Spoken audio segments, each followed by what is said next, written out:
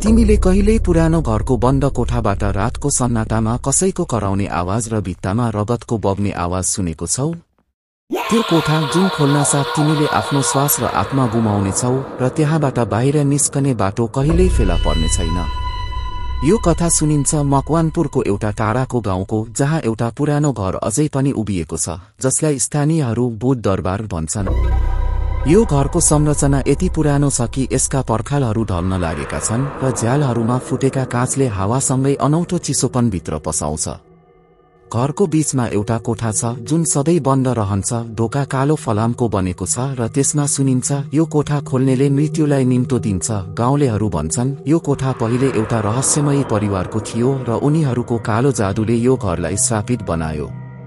जोसुकै यो कोठा नजिक पुग्छ उसको जीवन अन्धकारमा हराउँछ। यो कथा सुनेपछि तिमीले पनि रातको समयमा पुरानो घरको बाटोतिर पाइला राख्नु अघि आफ्नो मनको डरसँग लड्नुपर्नेछ। हाम्रो कथाको केन्द्रमा छन् अर्जुन। अर्जुन 29 वर्षको युवा जो विदेशमा बसेर कमाएको पैसाले आफ्नो परिवारको पुरानो सम्पत्ति हेर्न गाउँ फर्किएका थिए। उसको हजुरआमा यो घरकी अन्तिम बासिन्दा थिइन् र उनको मृत्युपछि यो घर बेवारिसे बनेको थियो। अर्जुनलाई गाउँका यस्ता डरलाग्दा कथाहरू बेकारको अन्धविश्वास लाग्थे। उसले सोच्यो, म यो घरलाई बेच्छु वा आफ्नै बनाउँछु। यस्ता काल्पनिक भूतप्रेतले मलाई रोक्न सक्दैन। तर यो निर्णयले उसको जीवनलाई एउटा भयानक यात्रामा धकेलिदियो। अर्जुनले घरमा प्रवेश गरेर अवस्था जाँच गर्न थाल्यो। घरको भित्री भाग धुलो, मकडियाको जाल र फुटेका फर्निचरले भरिएको थियो। भित्तामा पुराना खरानीका चिन्हहरू थिए जुन आगलागीको संकेत देखिन्थे। तर त्यो बन्द कोठाको ढोका भने अरूभन्दा भिन्न थियो। त्यसबाट एउटा अजीब स्याह गन्ध आइरहेको थियो जुन सडेको मासु र जलेको हड्डीको मिश्रण जस्तो थियो। ढोकाको फलाममा रातो रङ्गले कोरिएको चेतावनीले अर्जुनलाई अलि रोमाञ्चित गर्यो, तर मनमा एउटा अनौठो भारीपन पनि महसुस भयो। रात पर्यो। अर्जुनले आफ्नो सुत्ने कोठा तयार गर्यो जुन त्यो बन्द कोठाको ठिक तलको भुइँमा थियो। रातको करिब 8 बजे उसले पहिलो पटक सुन्न थाल्यो एउटा धीमा अनियमित धड्कन जुन मुटुको जस्तो थिएन, बरु कसैको मृत शरीरको हलचल जस्तो थियो। अर्जुन, नजिक आ।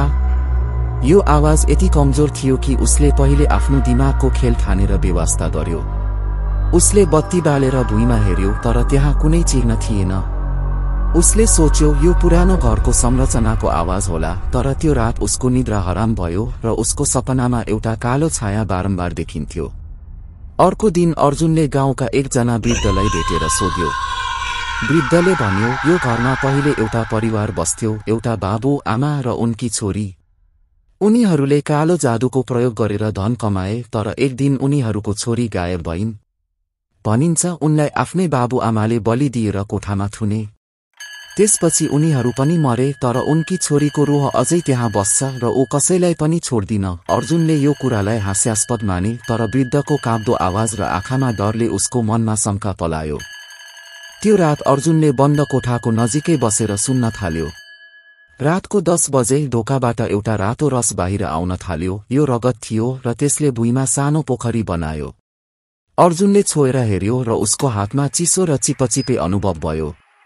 अचानक ढोकाले आफै ठकठक गर्न थाल्यो र भित्रबाट एउटा बालिकाको कराउने आवाज आयो, बचाऊ, मलाई बाहिर निकाल। यो स्वरमा पीडा र क्रोध मिसिएको थियो। अर्जुनले ढोका खोल्ने हिम्मत गरेन, तर ढोकाको फलामले आफै हल्का हल्का खुल्यो। भित्रको अँध्यारोबाट एउटा सेतो हात बाहिर आयो जसको नमहरू लामो र तोडिएको थियो। अर्जुनले तर्सिएर पछाडि हट्यो र कोठाको बत्ती आफै निभ्यो। अर्जुन अब डरले थर्कमान भइसकेको थियो। उसले गाउँको पुजारीलाई बोलायो। पुजारीले भन्यो, यो कोठा खोल्नु हुँदैन।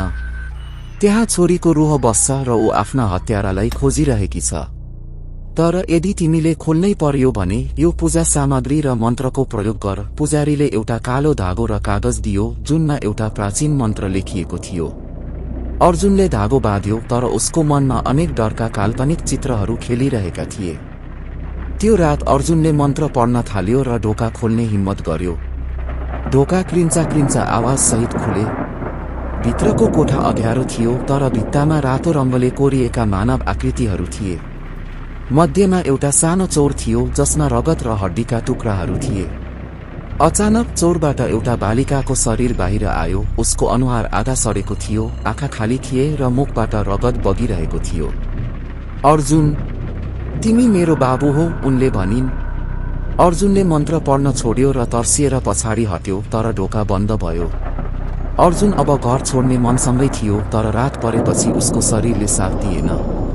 रातको 12 बजे कोठाको भित्ता हल्लिन थाल्यो र भित्रबाट एउटा बालिकाको हाँसो सुनियो। अर्जुन, तिमी मसँग खेल्नेछौ?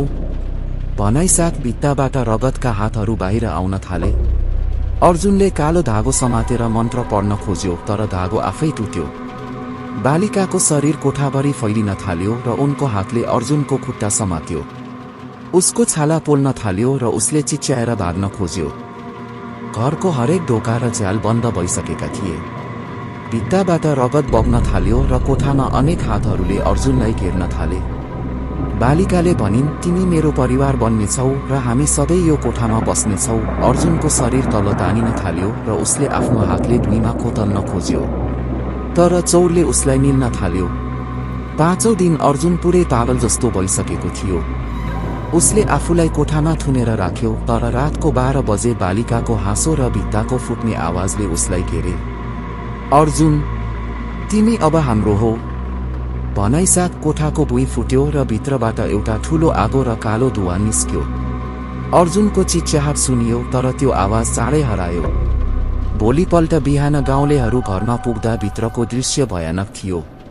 भित्तामा रगतका चिन्हहरू, फुटेका हड्डीहरू र अर्जुनको जलेको जुत्ता मात्रै भेटियो। गाउँलेहरूले जंगलमा खोजी गरे, तर अर्जुनको कुनै अत्तोपत्तो लागेन। आज पनि त्यो घरमा रातको 12 बजे आगोको उज्यालो र बालिकाको कराउने आवाज सुनिन्छ। गाउँलेहरू भन्छन्, अर्जुन अब त्यो कोठाको कैदी छ र उनीहरूको रूह सधैँ त्यहाँ बस्नेछ। यो कथा सुनेर तिमीलाई कस्तो लाग्यो? के तिमी अर्जुनको ठाउँमा भएको भए यो कोठाबाट बाँच्न सक्थ्यौ? कमेन्टमा आफ्नो डरलाग्दो विचार लेख्नुहोस् र यो कथा तिम्रा साथीहरूसँग शेयर गर्नुहोस्।